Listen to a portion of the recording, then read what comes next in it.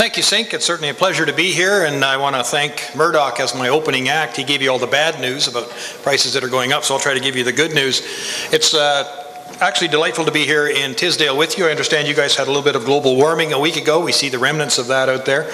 Of course, moisture is always good this time of year. I wanted to take this opportunity to recognize the work of the Hudson Bay Route Association over the years in both promoting Hudson Bay Route and the Port of Churchill. Our government recognizes the Port of Churchill's importance as a shipping option for agricultural commodities. We certainly appreciate your ongoing efforts to promote increased use of that port.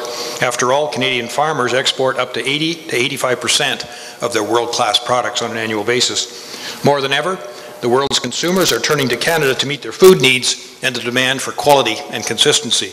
Last year, our Canadian farmers and food processors exported more than $40 billion of agriculture and food products, which was a new record. Those dollars create jobs and drive growth here in Tisdale, in this province, and right across this great country. That's why the agricultural industry is a top priority for your government. That's why I continue to work with industry, as Sink said, leading trade delegations around the world to open and reopen new market opportunities for our farmers. That's why on December the 15th, our government fulfilled our long-standing commitment to deliver marketing freedom for Western Canadian wheat and barley growers. As I've said on many occasions, an open grain market will attract investment, encourage innovation, create value-added jobs, and build a stronger economy for all of Canada. And it's already happening. Producing a world-class product is important, but you also need world-class transportation and logistics systems to get it there from the farm to the port and onwards to the buyers. There's no doubt that one of the critical links in that chain continues to be the Port of Churchill. Today, the port is used to get Western Canadian wheat and barley to markets in Europe, Russia, Africa, Latin America, and the Middle East. The Port of Churchill, as you know, is Canada's northern gateway, an important link to the north and for Western Canada to the rest of the world.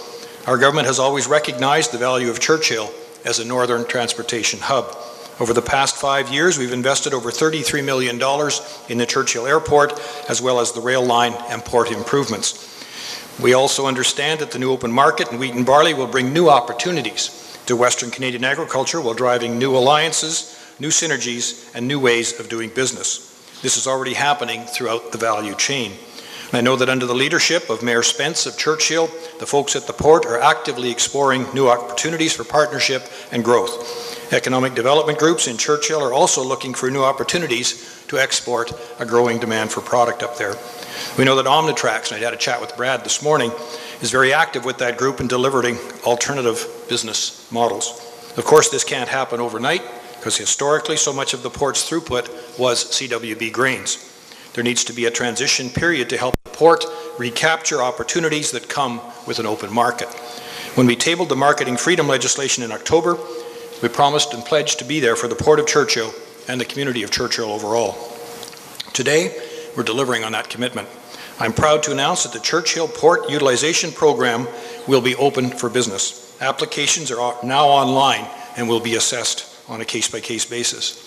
This 5-year, $25 million program will help introduce and incent exporters to ship grain through the port to load directly into ocean-going vessels.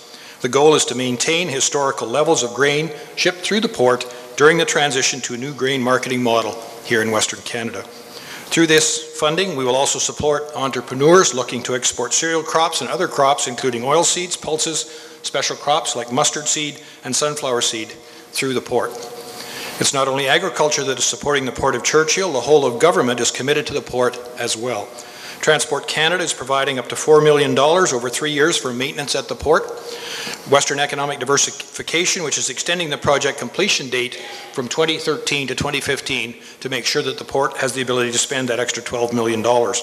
As well, the government will continue to consult with all stakeholders to explore options for the future of Churchill and the Port of Churchill. We're also backstopping Churchill by ensuring a strong rail system to get farmers' grain from the combine to the terminals. Our farmers ship 65% of their soybeans, 70% of the wheat, over 83% of the pulses, and 85% plus of canola. The strength of our entire grain sector, from wheat to barley to special crops, relies on an efficient logistics chain from farmer to customer. That's why the government is implementing our response to the rail freight service review. We continue to work with industry through Transport Canada's facilitation process to negotiate service agreements and streamline commercial dispute resolution mechanisms. We've also set up an independent, agriculturally focused working group to feed concerns and solutions into that larger process. Our door is open. If you've got an idea, if you think it would be doing something better, I want to hear from you on that logistics. As I've said on many occasions, marketing freedom is about growing your opportunities. The revitalized CWB will be able to expand its opportunity by marketing a much wider array of crops, not just wheat and barley. The investment we are announcing today is about jobs and growth, not only for Churchill, but for our great country from coast to coast to coast.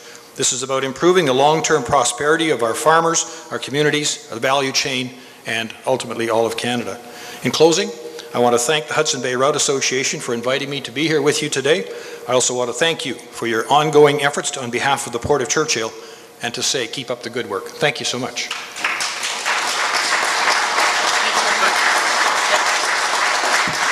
Thank you very much, Mr. Minister, and that's great news, and we'll be going online immediately to get the details on how that money might be accessed for shipping through Churchill.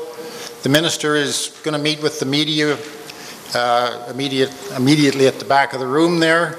I've asked to be present also, so I'm going to ask Richard Porter, Porky Porter, to take the chair to carry on the convention while we meet with the media.